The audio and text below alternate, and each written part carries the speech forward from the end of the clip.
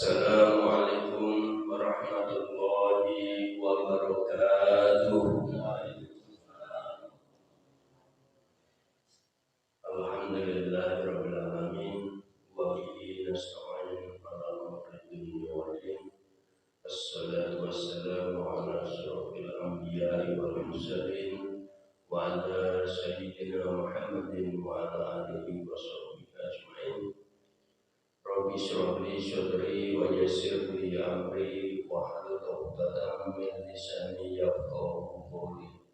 Subhanaka la ilma lana illa ma 'allamtana innaka antal 'alimul hakim.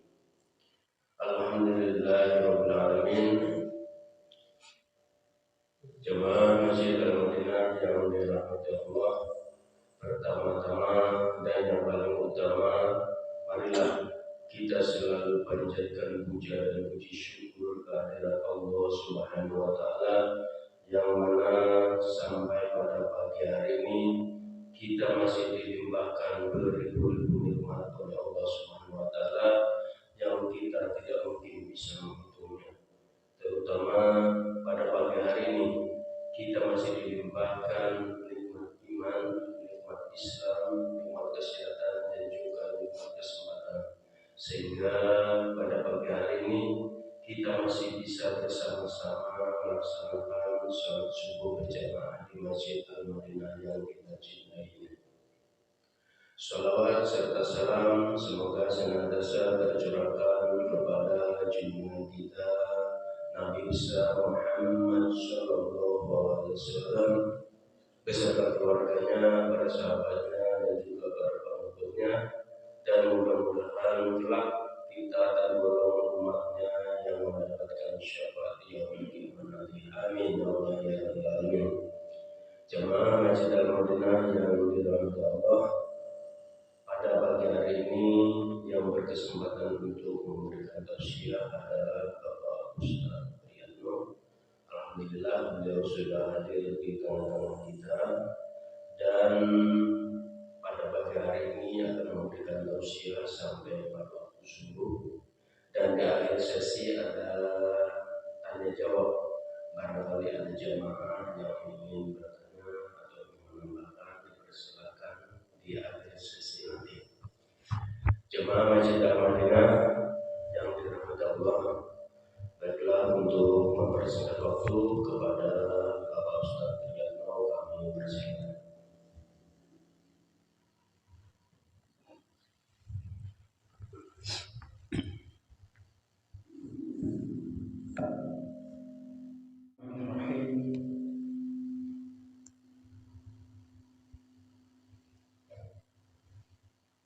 Assalamualaikum warahmatullahi wabarakatuh.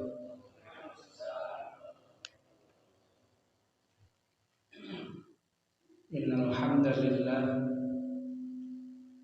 nahmaduhu wa nasta'inuhu wa nastaghfiruh wa na'udzu billahi min shururi anfusina wa min sayyiati a'malina.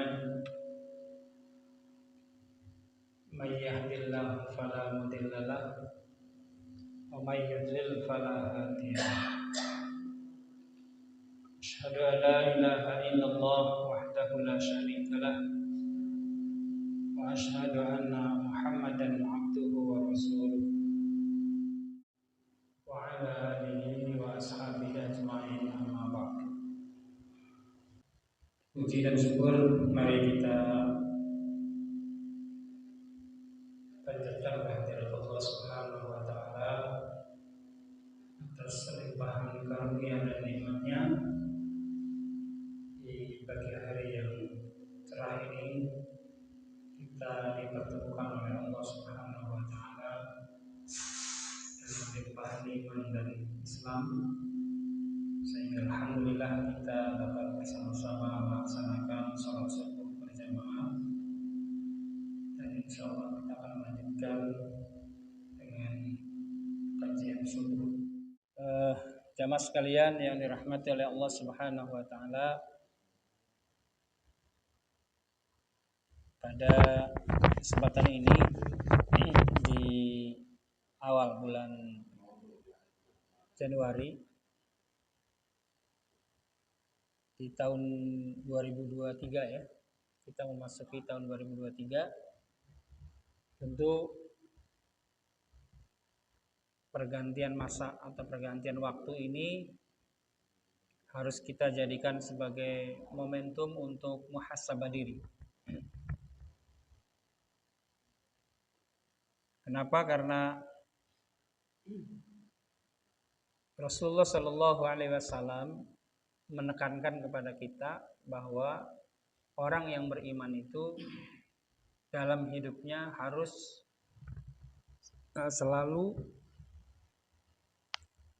melakukan perbaikan diri, harus selalu melakukan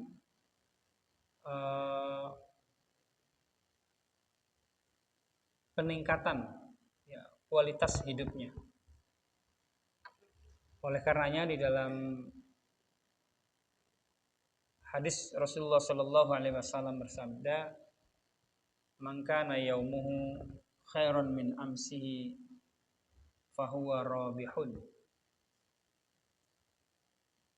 Barang siapa yang hari-harinya atau tahun ini khairan lebih baik min amsihi dari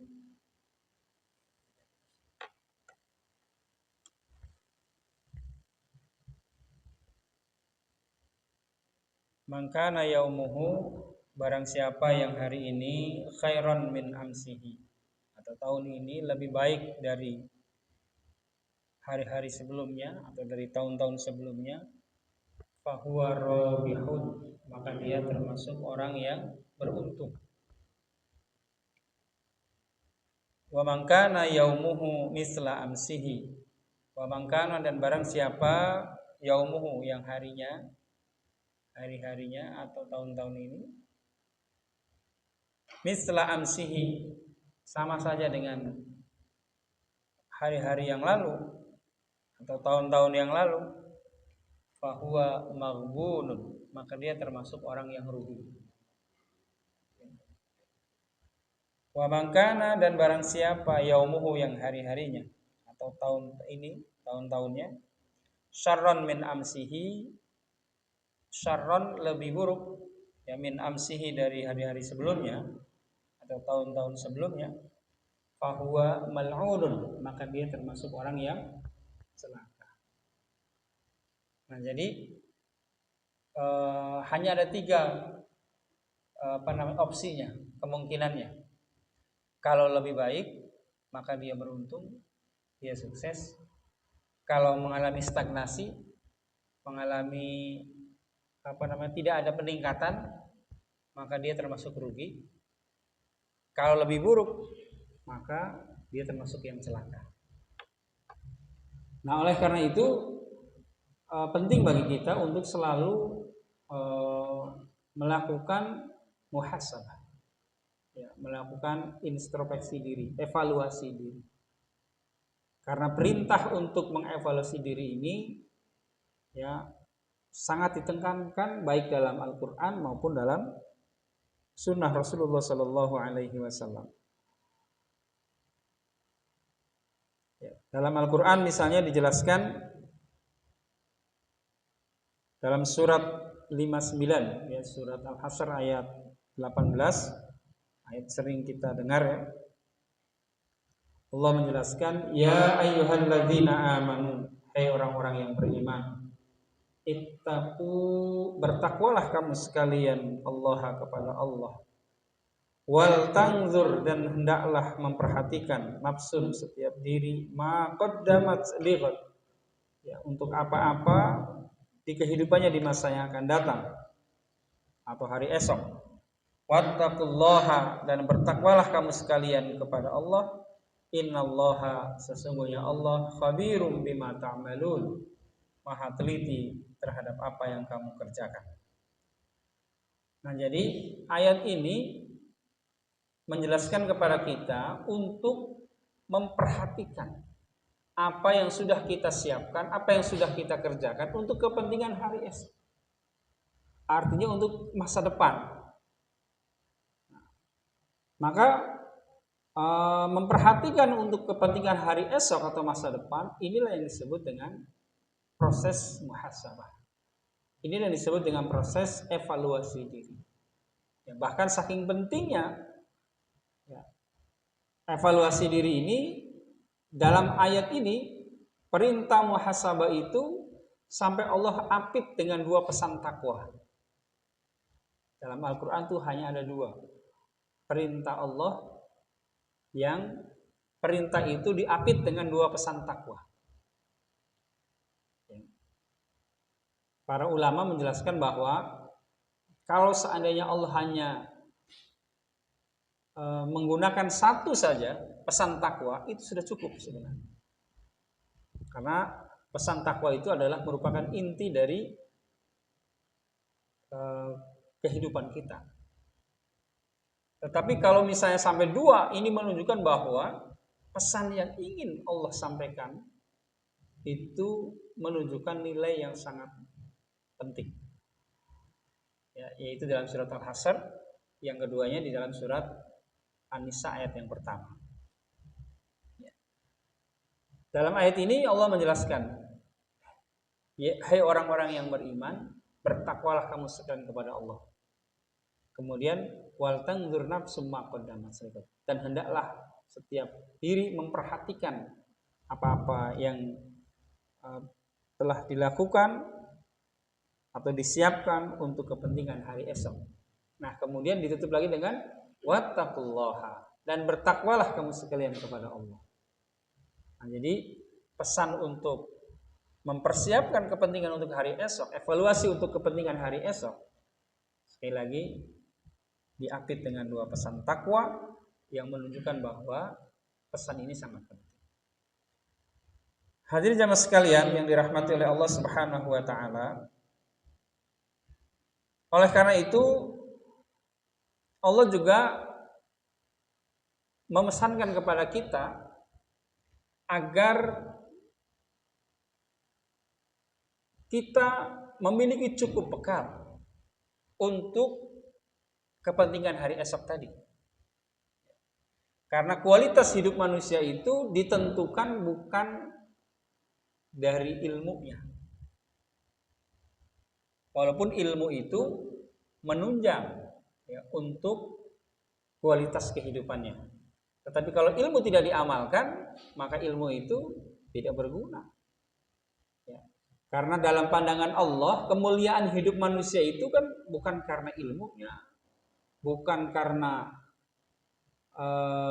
bukan hanya karena ilmunya, bukan hanya karena hartanya, jabatannya dan seterusnya. Tapi kemuliaan hidup manusia itu dalam pandangan Allah adalah karena ketakwaan. Inna akramakum indallahi atqakum. Sesungguhnya orang yang paling mulia dalam pandangan Allah adalah orang yang paling bertakwa di antara kalian. Nah, ketakwaan itu berbanding lurus dengan amal. Gitu. Jadi walaupun misalnya ya ilmunya tidak terlalu mendalam, ya tidak terlalu tinggi ilmunya, tapi kalau kemudian ilmu yang sedikit itu diamalkan menjadi amal, maka itu yang akan menjadi sarana untuk meraih kemuliaan, ketakwaan dari sisi Allah. Dibandingkan orang yang punya ilmu tapi ilmunya nggak diamalkan. Nah, oleh karena itu dalam hadis Rasulullah SAW dijelaskan, diriwayatkan dari Abi Bakrah, an Abi Bakrah radhiyallahu an, dari Abi Bakrah radhiyallahu an, qala, dia berkata, anna rajulan, sesungguhnya seseorang, qala, bertanya, ya Rasulullah, wahai Rasulullah, ayun nasi khairun, manusia manakah yang paling baik? Jadi ada seorang bertanya kepada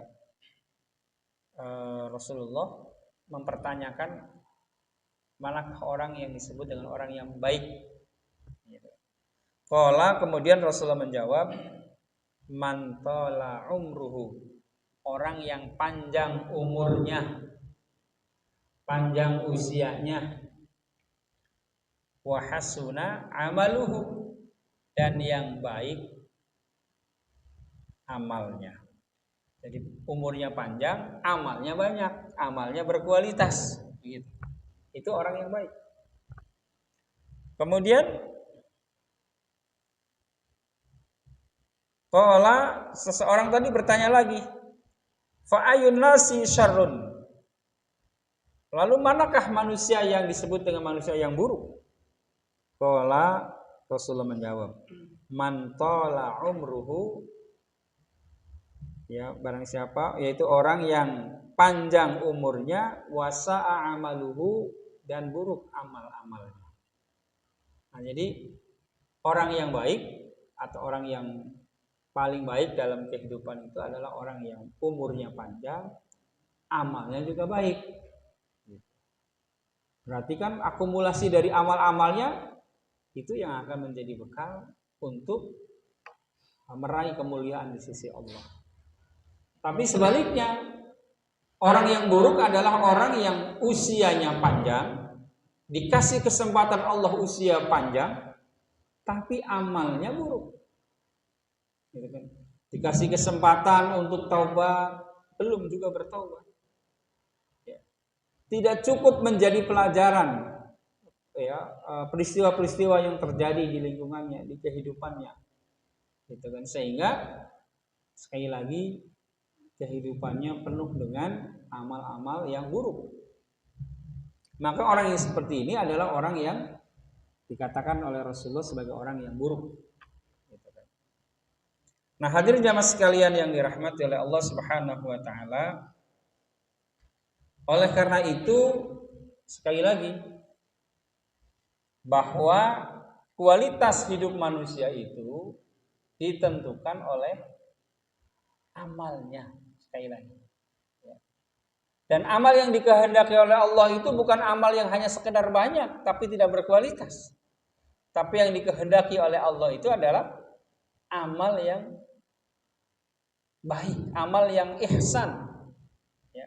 Makanya dalam surat Al-Kahfi ya dijelaskan, ya surat Al-Kahfi surat ke-18 ayat 7, Allah berfirman, Inna ja'alna, sesungguhnya kami menjadikan ma apa-apa alal ardi, yang ada di muka bumi, zinata, sebagai penghias, ya, sebagai sesuatu yang menyenangkan, membahagiakan, laha baginya.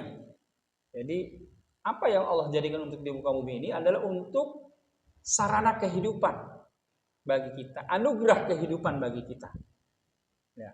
Nah, semua itu, ya, semua yang dianugerahkan itu apa? Linabluwahum, untuk kami jadikan bagi mereka, ujian bagi mereka, ayyuhum, manakah di antara mereka, ahsanu amala, yang paling baik amal. Nah, sehingga hadirin jamaah sekalian yang dirahmati oleh Allah, misalnya seseorang dikasih harta, maka sejauh mana harta itu digunakan untuk amal, untuk beribadah kepada Allah. Maka orang yang baik adalah orang yang hartanya bisa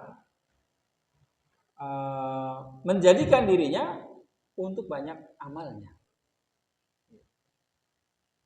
Jadi yang dikehendaki adalah ahsanu amala, amal yang terbaik.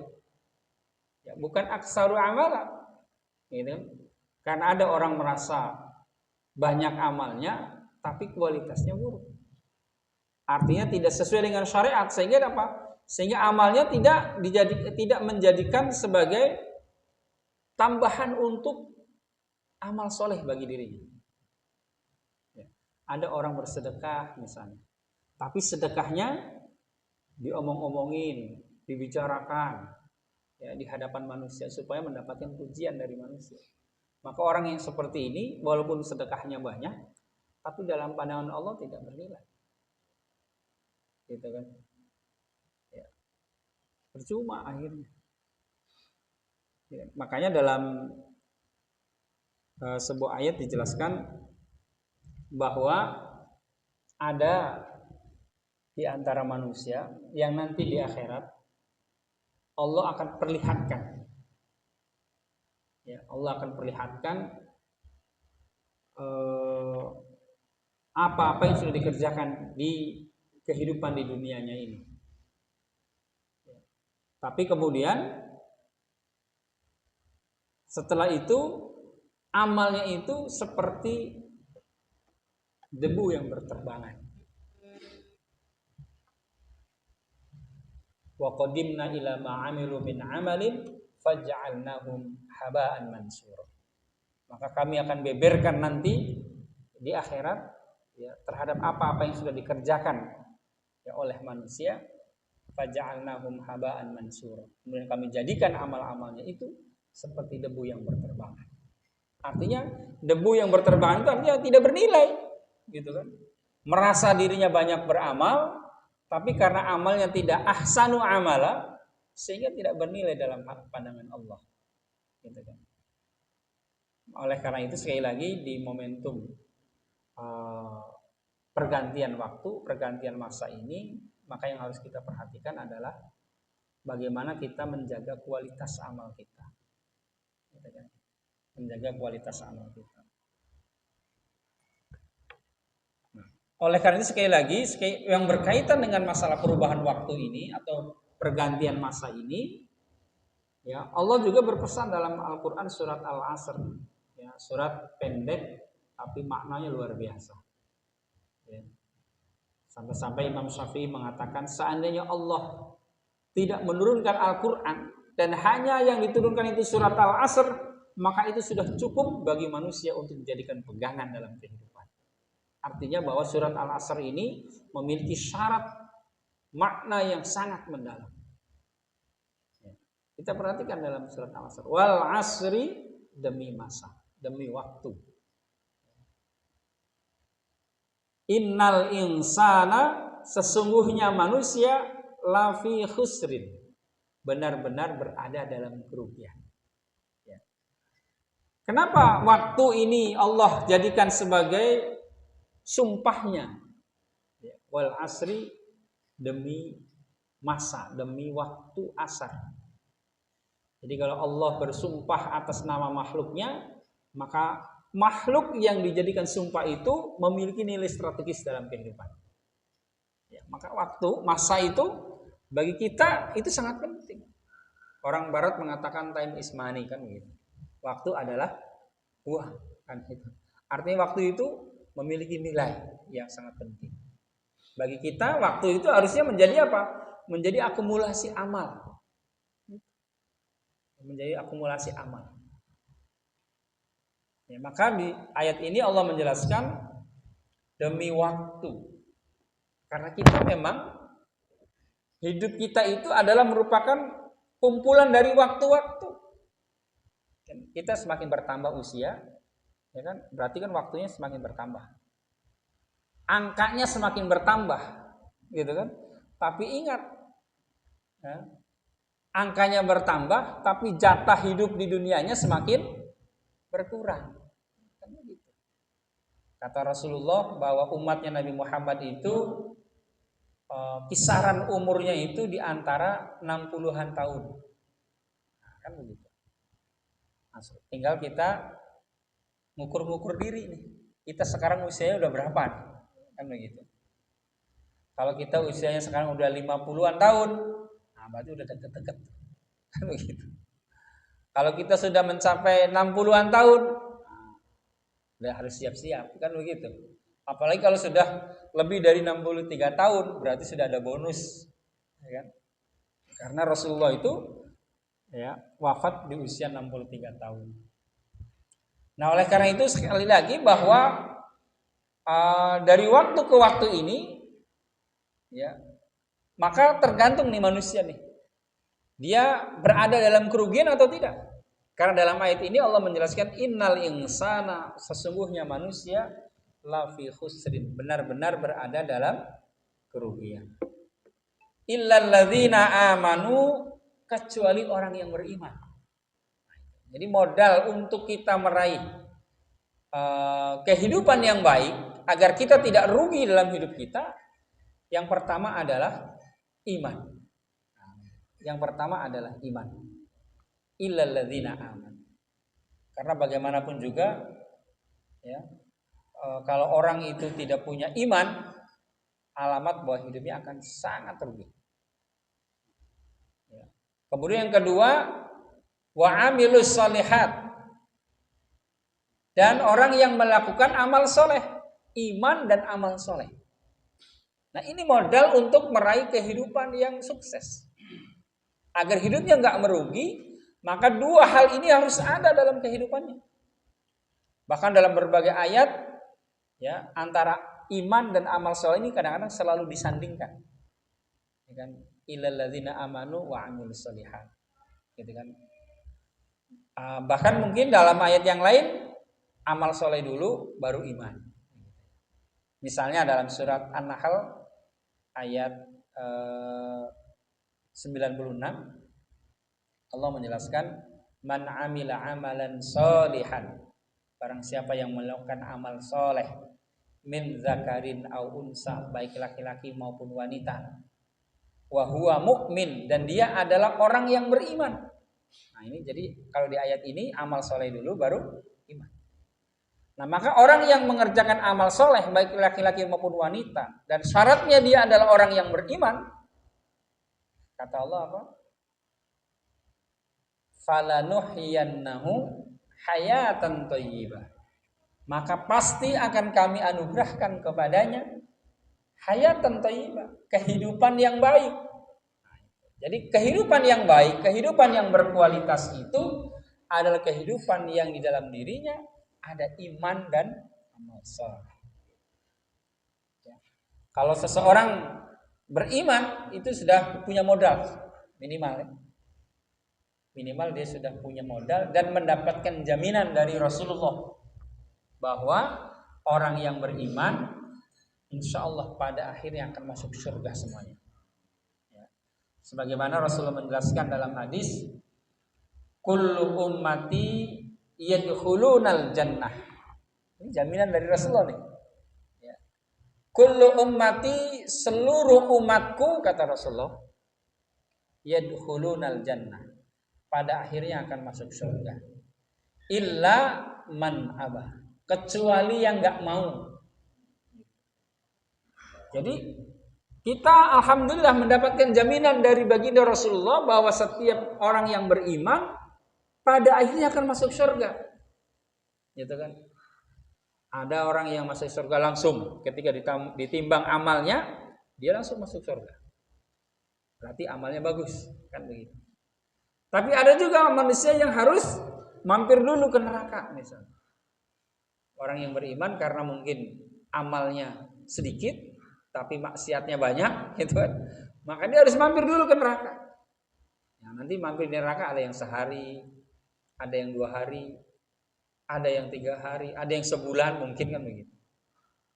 Tapi dalam ajaran Islam perlu diketahui bahwa dalam hadis dijelaskan, dalam riwayat dijelaskan bahwa perbandingan lamanya waktu antara dunia dengan akhirat, 1 hari di akhirat itu sama dengan 1000 tahun.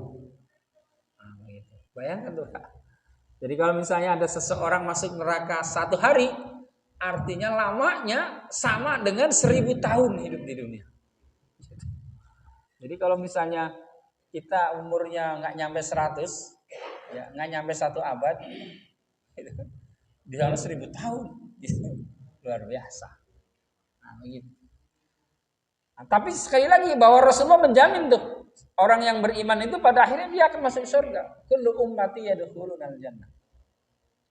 Kemudian dalam hadis itu jelaskan illa man abah, kecuali orang yang enggak mau, katanya.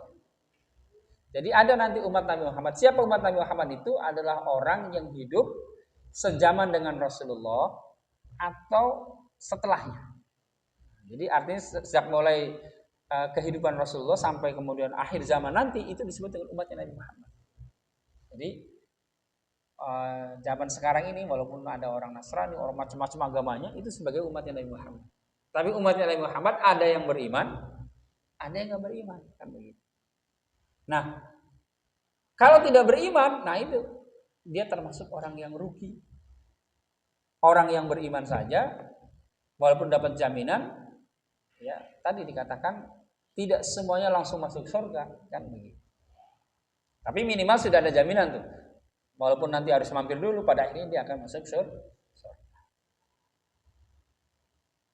Nah, oleh karena itu sekali lagi iman saja tidak cukup kalau kita ingin sukses dalam hidupnya. Harus dengan amal soleh. Gitu kan? Illal ladzina amanu wa amilus sholihat. Nah, jadi amal soleh ini yang akan menentukan ya kehidupan kita berkualitas atau tidak. Nah, oleh karena itu hadirin jamaah sekalian yang dirahmati oleh Allah,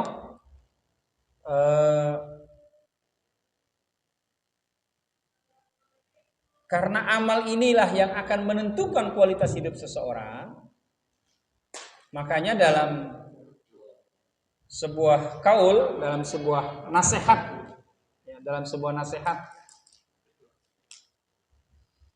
Abu Bakar As-Siddiq menyampaikan, ya, ini juga mungkin pernah saya sampaikan dalam sebuah nasihatnya yang ditulis oleh seorang ulama dalam kitab Nasaihul Ibad.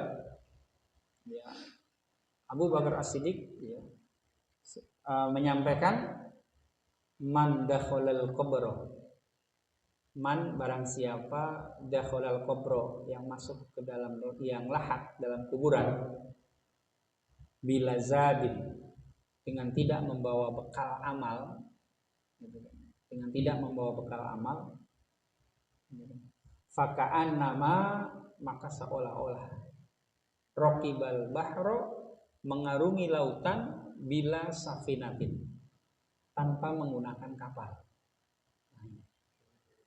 Jadi berenang di lautan. Kalau renangnya di kolam renang kan menyehatkan. Tapi kalau renangnya di lautan, di samudra lepas, siapa yang kuat? Siapa yang sanggup? Artinya apa? Orang yang berenang di lautan tanpa menggunakan kapal pasti akan tenggelam. Gitu.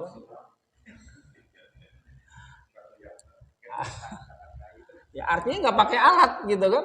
Yang pakai alat aja belum tentu selamat, ya, apalagi yang nggak pakai alat. Nah oleh karena itu orang yang nggak punya amal, nggak punya bekal amal soleh, itu ibaratnya sama dengan nanti dia menemui Allah, gitu kan? Diibaratkannya seperti orang yang mengarungi lautan tapi nggak pakai kapal. Bukan hanya terombang ambing, tenggelam. Kalau terombang ambing mendingan, gitu kan? Nah, ya udah pasti tenggelam, gitu kan? Berapa kekuatan seseorang untuk bisa berenang? Ya kan? Berapa jam? Ya kan? Itu di lautan. Ya kan? Nah, oleh karena itu nggak akan selamat. Nah, oleh karena itu sekali lagi yang akan menyelamatkan kita itu adalah amal soleh. Nah, hanya saja untuk amal seseorang agar dikatakan sebagai amal soleh itu ada syaratnya, gitu kan? Dan syaratnya sebenarnya nggak banyak, hanya 2 saja syaratnya itu. Yang pertama adalah ikhlasun niyah, niat yang ikhlas. Yang kedua, mutabiqon bisyariah, sesuai dengan syariat. Hanya 2 sebenarnya. Cuma ini berat banget 2 juga. Ya kan? Yang pertama ikhlasun niyah, niat yang ikhlas. Nah, ini bab ikhlas ini ngomongnya gampang banget, gitu kan? Coba. Yang penting ikhlas ya. Tapi banyak orang yang tergelincir dengan keikhlasan. Banyak orang yang nggak selamat dengan ikhlas, gitu kan? Nah, karena memang ikhlas itu satu amalan yang luar biasa. Makanya yang dimaksud dalam ayat bahwa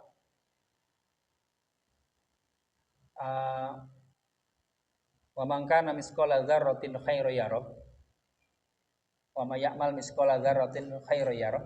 Barang siapa yang melakukan amal baik walaupun sebiji zarrah, maka dia akan mendapatkan balasannya. Amal baik yang sebiji zarrah itu adalah yang berkualitas, gitu kan. Jadi walaupun orang itu berkualitas, ya walaupun orang itu sedikit amalnya, walaupun sedikit, asalkan dia berkualitas, ikhlas di dalam beramal, maka itu yang nanti akan mendapatkan balasan. Tapi kalau misalnya amalnya itu tidak ikhlas, jangankan sedikit, banyak saja, nanti di akhirat, kalau bahasa orang sekarang, nanti akan mendapatkan zong, gitu ya, dapat zong. Jadi nggak dapat apa? Nggak dapat amal, nggak dapat balasan.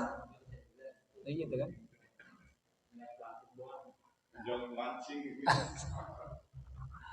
Nah, begitu. Makanya dalam sebuah riwayat yang sangat panjang, Pak, ada 3 kelompok manusia, ada 3 jenis manusia yang nanti di akhirat dia akan mendapatkan zong. Nah, ini yang terkait dengan amal, karena faktor ikhlasnya ini tadi. Yang pertama, ada orang kaya raya. Ini mungkin juga saya pernah sampaikan di sini. Ada orang kaya raya, karena dengan kekayaannya itu, wah, dalam kehidupan di dunianya, waktu hidup di dunianya, dia banyak berkontribusi untuk kepentingan umum, ya, untuk kepentingan umat. Gitu kan. Ada santunan yatim, orang menyumbangnya 100.000, 500.000, dia mah 10 juta. Namanya juga orang kaya. Ya. Ada kegiatan pembangunan masjid, ya kan, orang menyumbangnya 1 sak semen, 10 sak semen, gitu kan. Dia mah, ini masjid berapa butuh semennya? Ya kira-kira 200 sak, udah dapat semen dari saya. Wah, begitu kan. Namanya juga orang kaya. Nah, maka nanti dia merasa bangga tuh dengan amal-amalnya itu. Dan manusia, lingkungan masyarakatnya, nggak ada yang mengatakan bahwa orang ini orang pelit, nggak ada. Orang semua mengatakan bahwa dia adalah orang baik. Orang semua mengatakan bahwa dia adalah orang yang dermawan. Nah, nanti di akhirat ditanya sama Allah. Pada saat yaumil hisab, pada saat ditimbang amal, dipanggil, hai si fulan, apa yang sudah kamu lakukan di dunia dengan harta yang aku titipkan kepadamu? Nah, dengan bangganya orang ini mengatakan, ya Allah, alhamdulillah, waktu saya hidup di dunia, dengan harta yang kau titipkan, aku telah banyak beramal untuk kepentingan umat. Tidak ada satu kegiatan sosial apapun kecuali saya memberikan kontribusi di dalamnya. Nah, itu tadi nyumbangnya nggak kira-kira gitu, namanya orang kaya kan begitu. Tapi apa kata Allah? Kadzabta, engkau dusta. Engkau dusta. Engkau melakukan semua itu bukan karena aku. Tidak ikhlas karena ingin mendapatkan ridhoku, kata Allah. Tapi semua yang kamu lakukan dengan hartamu itu, engkau berharap agar manusia memujimu. Bukan karena aku, kata Allah. Karena ingin mendapatkan pujian dari manusia. Supaya ingin dikatakan bahwa kamu adalah orang dermawan. Bahwa kamu adalah orang baik.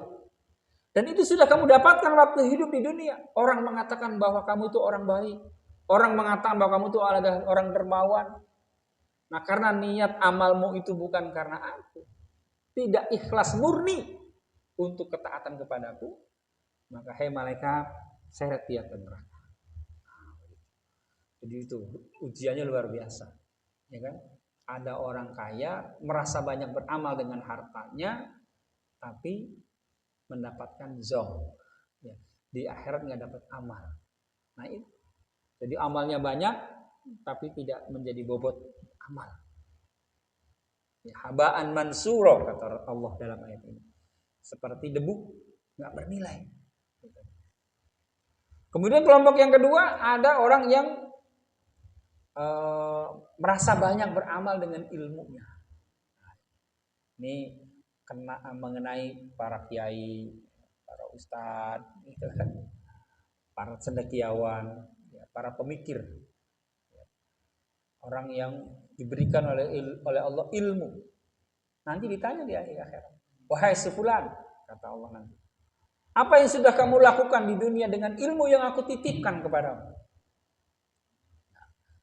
Kata si fulan ini, dia dengan bangganya mengatakan, ya Allah, alhamdulillah, dengan ilmu yang kau titipkan kepadaku, aku telah banyak memberikan pencerahan kepada umat.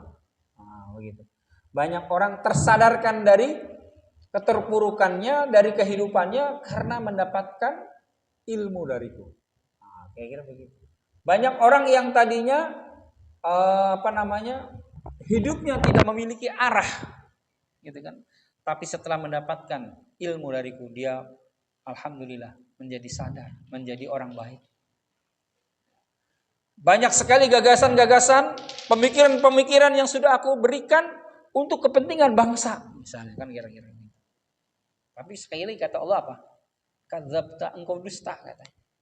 Engkau melakukan itu semua agar supaya dikatakan bahwa engkau adalah orang alim, agar engkau dikatakan sebagai orang yang berilmu, agar engkau dikatakan sebagai orang yang memiliki pemikiran yang luas, pendalaman ilmu yang luar biasa. Dan itu sudah kamu dapatkan di dunia. Orang mengatakan kamu orang alim, orang mengatakan kamu adalah orang yang berilmu. Karena amalmu itu bukan karena aku, kata Allah, tapi karena ingin mendapatkan pujian dari manusia, dan itu sudah kamu dapatkan di dunia. Hai malaikat, seret dia ke neraka. Nah, gitu. Jadi ada orang yang berilmu, banyak orang yang berilmu, kemudian diseret ke neraka gara-gara amalnya ini nggak ikhlas, amalnya nggak berkualitas. Nah, kemudian yang ketiga ada lagi kelompok manusia yang dia punya skill, ya, keahlian, ya, spesifikasi keahlian tertentu. Dia ahli perang misalnya, dia berjihad di jalan Allah. Gitu. Tapi sekali lagi dia juga akan mendapatkan zom. Ya. Kenapa? Karena ketika nanti di akhir ditanya oleh Allah, hai si fulan, apa yang sudah kamu lakukan ketika kamu hidup di dunia dan aku titipkan bahwa engkau memiliki kemampuan keahlian di dalam berperang, keahlian di dalam berjuang di jalan Allah. Tapi sekali lagi orang ini dengan bangganya mengatakan bahwa saya telah banyak berjuang, banyak untuk melakukan kebaikan-kebaikan untuk umat manusia. Tapi Allah mengatakan kadzabta, engkau dusta. Engkau melakukan itu semua supaya ingin dikatakan bahwa engkau adalah seorang pahlawan. Engkau ingin mendapatkan penghargaan, pujian dari manusia. Dan amalmu bukan karena aku. Karena amalmu bukan karena aku. Dan karena ingin mendapatkan pujian itu. Dan itu sudah kamu dapatkan di dunia. Hai malaikat, seret dia ke neraka. Akhirnya seorang pejuang diseret juga ke neraka. Gara-gara amalnya tidak ikhlas. Jadi bab ikhlas ini luar biasa. Banyak orang sekali lagi tergelincir, tidak selamat dengan bab ikhlas ini. Makanya kan Allah mewanti-wanti dalam ayatnya, wa ma umiru illa liya'budullaha mukhlishina lahuddin hunafa. Dan tidaklah aku perintahkan kepada kamu sekalian kecuali untuk beribadah kepadaku dengan memurnikan ketaatan dalam menjalankan agama yang lurus ini. Nah, itu artinya apa? Artinya bahwa keikhlasan ini adalah bab yang sangat-sangat penting. Agar hidup manusia, amal manusia itu berkualitas. Nah, kemudian yang kedua, syaratnya adalah mutabiqun bisyariah atau al-ittiba. Mengikuti kaidah syariat agama. Jadi walaupun niatnya ikhlas, tapi kalau amalnya tidak sesuai dengan syariat agama, bertentangan dengan syariat agama, itu tidak jadi amal soleh. Gitu kan? Ya, misalnya orang amalnya niatnya ikhlas nih karena Allah, gitu kan? Tapi bersedekah misalnya, dia bersedekah niatnya ikhlas karena Allah. Tapi uang yang disedekahnya ini hasil dari korupsi misalnya. Money laundry. Kan gitu misalnya. Ya buang 1 miliar tapi dapat 1 triliun kan enggak apa-apa. Hitung-hitung buang sial kan gitu. Nah itu. Dia bersedekah niatnya. Gitu kan. 1 miliar. Bayangkan 1 miliar itu kan kita belum pernah tahu duitnya segimana ya. Tapi sekali lagi amalnya itu bertentangan dengan syariat. Kenapa? Karena uang yang digunakan untuk beramal itu bukan dari uang yang halal. Berarti kan tidak sesuai dengan kaidah syariat. Maka itu juga tidak jadi amal soleh. Jadi amal soleh. Nah, supaya menjadi amal soleh, maka harus sesuai dengan syariat. Seseorang melakukan sholat misalnya. Banyak orang sholat, tapi dalam pandang Allah dia tidak bernilai sholat. Puasa, apalagi Rasul juga pernah menyampaikan, kam min shaimin laisa lahu min siyamih ilal ju' wal atas. Betapa banyak orang yang berpuasa, dia nggak dapat apa-apa dari puasanya kecuali lapar dan dahaga saja. Gitu kan? Kenapa? Karena dalam berpuasanya tidak menggunakan ilmu, tidak sesuai dengan apa yang menjadi tuntunan Rasulullah Sallallahu Alaihi Wasallam. Begitu juga dengan sholat. Orang yang sholat tapi tidak berkualitas, tidak sesuai dengan syariat, misalnya sholatnya tidak syarat dan rukunnya nggak terpenuhi. Misalnya. Ketika wudhu, ternyata wudhunya masih belum benar. Akhirnya wudhunya nggak sah.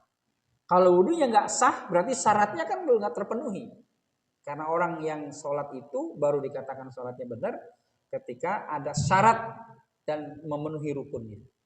Syaratnya salah satunya adalah syarat sahnya sholatnya kan muslim, baligh, gitu kan. Kemudian suci dari hadas dan najis, gitu kan. Kemudian suci dari hadas dan najis ini kan, kalau najis bersih, artinya dia tidak badannya pakaiannya suci, gitu kan, dari najis atau dari hadas.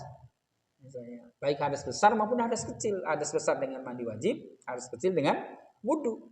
Nah, makanya ketika seseorang kemudian sholat ternyata wudunya nggak benar, kan berarti syaratnya nggak terpenuhi. Kalau syaratnya nggak terpenuhi, sholatnya jadi tidak diterima sama Allah. Makanya dia ada banyak orang merasa menjadi hamba Allah yang sudah banyak ibadah, dalam pandangan Allah ibadahnya nggak bernilai. Kenapa? Karena tidak sesuai dengan syariat. Tidak sesuai dengan tuntunan, syarat dan rukun dari diterimanya sebuah amal. Nah, oleh karena itu ini dua hal ini yang menjadi penting bagi kita agar kualitas hidup kita semakin baik. Agar kita diberikan anugerah kehidupan yang baik, baik di dunia maupun di akhirat, maka kita tingkatkan bukan hanya jumlahnya, tapi kualitasnya. Ahsanu amal. Amal yang ihsan, amal yang baik. Gitu kan. Bukan aksaru amala, bukan amal yang banyak tapi nggak berkualitas, nggak sesuai dengan syariat, maka nanti dia akan dapatkan zong. Gitu. Nah, saya kira itu yang dapat saya sampaikan, yang berkaitan dengan perubahan waktu ini. Mudah-mudahan ini menjadi pengingat, menjadi tazkirah buat kita semua, khususnya untuk saya pribadi, ya, agar semakin hari, semakin waktu bertambah, usia bertambah, ya, kualitas hidup kita semakin lebih baik. Jangan sampai umur nambah, tapi amalnya nggak nambah. Nah, ini yang kita khawatirkan. Ya, oleh karena itu, mari kita manfaatkan waktu, ya, dari sisa-sisa umur yang kita miliki, ya, untuk memperbanyak amal soleh agar kita sekali lagi mendapatkan oleh Allah anugerah kehidupan yang baik, hayatan thayyibah, dengan syarat tadi iman dan amal soleh. Demikian, kurang lebihnya mohon maaf. Aku lupa lihat dan fastaghfirullah walakum. Assalamualaikum warahmatullahi wabarakatuh.